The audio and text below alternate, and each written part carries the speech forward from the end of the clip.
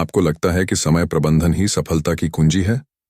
अगर हाँ, तो यह किताब आपकी सोच को पूरी तरह बदल सकती है। यह किताब बताती है कि समय को नियंत्रित करने से अधिक महत्वपूर्ण है अपने दिमाग को प्रबंधित करना। आइए, इस किताब के महत्वपूर्ण अध्यायों को विस्तार से समझें। अध्याय 1, समय प्रबंधन बनाम दिमाग प्रबंधन। क्या हम सच में समय प्रबंधित कर सकते हैं? समय सभी के लिए समान है, लेकिन हर व्यक्ति अलग अलग तरीकों से इसका उपयोग करता है। लेखक बताते हैं कि समय प्रबंधन सिर्फ एक भ्रम है। असल में समय को नहीं बल्कि अपने दिमाग को प्रबंधित करना ही सफलता की कुंजी है। समय को बांटना संभव नहीं, लेकिन दिमाग को सही दिशा में मोड़ा जा सकता है। हमें यह समझना होगा कि कब हमारा दिमाग सबसे ज्यादा उत्पादक होता है। सही मानसिक अवस्था में रहते हुए ही हम ज्यादा प्रभावी ढंग से काम कर सकते हैं। अगर समय प्रबंधन समाधान नहीं है, तो क्या है? कैसे हम अपने दिमाग को प्रबंधित करें? अध्याय 2, माइंड स्टेट्स और क्रिएटिविटी। हमारा दिमाग हमेशा एक ही तरह से काम नहीं करता। लेखक कहते हैं कि दिमाग अलग अलग स्टेट्स में कार्य करता है: फोकस, आराम, विश्लेषण और कल्पना। जब हम सही समय पर सही माइंड स्टेट में होते हैं, तब हमारी उत्पादकता और रचनात्मकता दोनों बढ़ती हैं। हर इंसान का दिमाग एक तय पैटर्न में नहीं चलता। अलग अलग माइंड स्टेट्स को पहचानना जरूरी है। जब हमारा दिमाग रचनात्मक मोड में होता है, तब हमें नए विचार आते हैं। हम कैसे जानें कि कौन सा माइंड स्टेट हमारे लिए सबसे ज्यादा उपयोगी है? अध्याय 3, गहरी सोच का महत्व। हमारा दिमाग हर दिन हजारों विचारों से भरा होता है, लेकिन इनमें से केवल कुछ ही विचार हमारे लिए उपयोगी होते हैं। गहरी सोच, डीप थिंकिंग, ही सफलता की असली कुंजी है। सतही सोच से बचें, गहरी सोच विकसित करें। ध्यान भटकाने वाली चीजों से दूर रहें। दिन में कुछ समय सिर्फ गहरे चिंतन के लिए निकालें।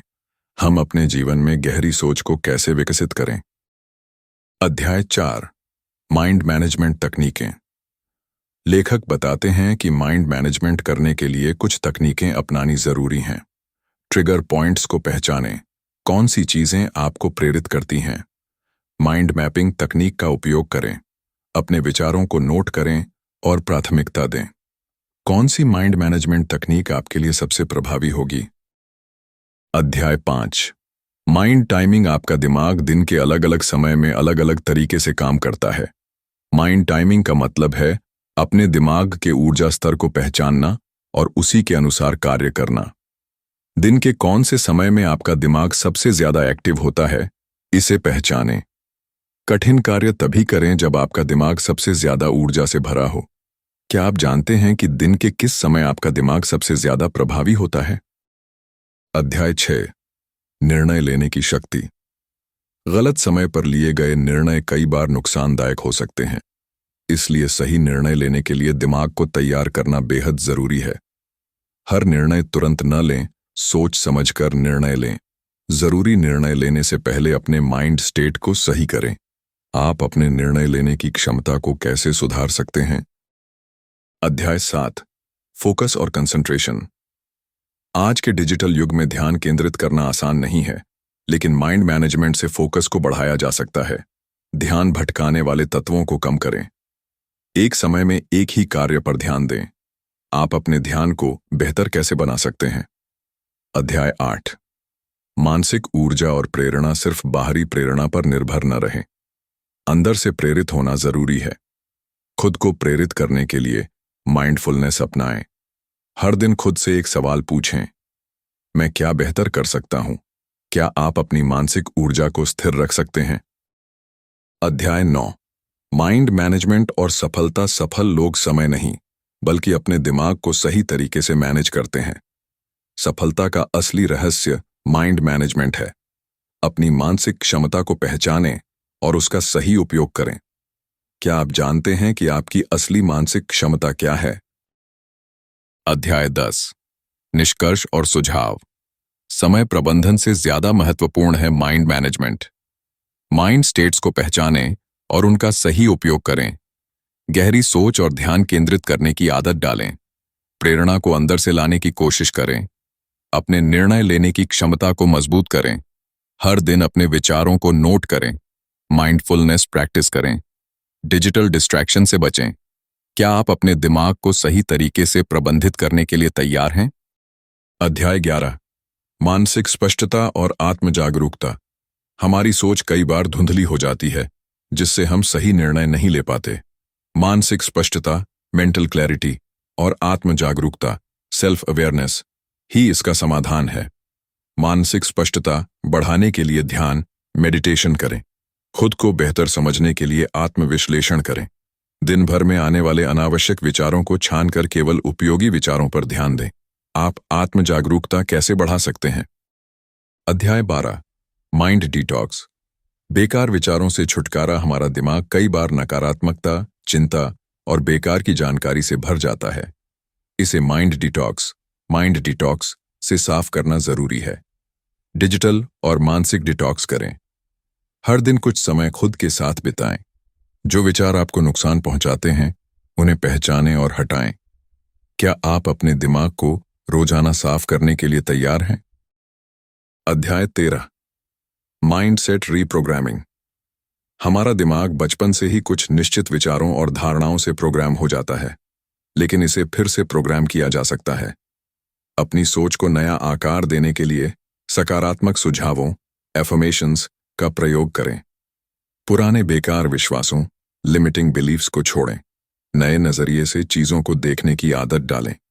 क्या आपका माइंडसेट आपकी सफलता में बाधा बन रहा है? अध्याय 14, भावनाओं को नियंत्रित करना। कई बार हम गुस्सा, डर, निराशा और तनाव के कारण गलत निर्णय ले लेते हैं। इसलिए भावनाओं को प्रबंधित करना जरूरी है। अपनी भावनाओं को पहचानें और उन्हें नियंत्रित करें। कठिन परिस्थितियों में धैर्य बनाए रखें। गहरी सांस लेने और ध्यान लगाने की तकनीकों का उपयोग करें। आप अपनी भावनाओं को कैसे नियंत्रित कर सकते हैं? अध्याय 15, इनर डायलॉग। अपने आप से सही बातचीत करें।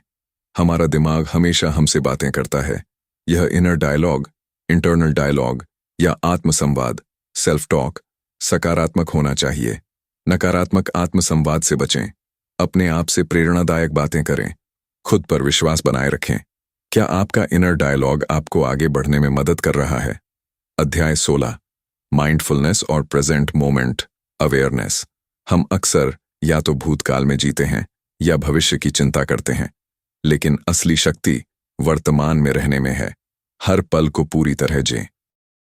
ध्यान, मेडिटेशन और माइंडफुलनेस को अपनी दिनचर्या का हिस्सा बनाएं। अपनी इंद्रियों से जुड़ें। जो देख रहे हैं, सुन रहे हैं, महसूस कर रहे हैं, उस पर ध्यान दें। क्या आप हर पल को पूरी तरह जी पा रहे हैं? अध्याय 17, तनाव प्रबंधन और मानसिक शांति। तेजी से भागती दुनिया में तनाव से बचना मुश्किल है, लेकिन इसे प्रबंधित किया जा सकता है। तनाव को समझें और उसके कारणों को पहचानें। योग, ध्यान और व्यायाम को अपनाएं। छोटे छोटे ब्रेक लें और खुद को रिलैक्स करने का समय दें। आप तनाव से कैसे निपटते हैं?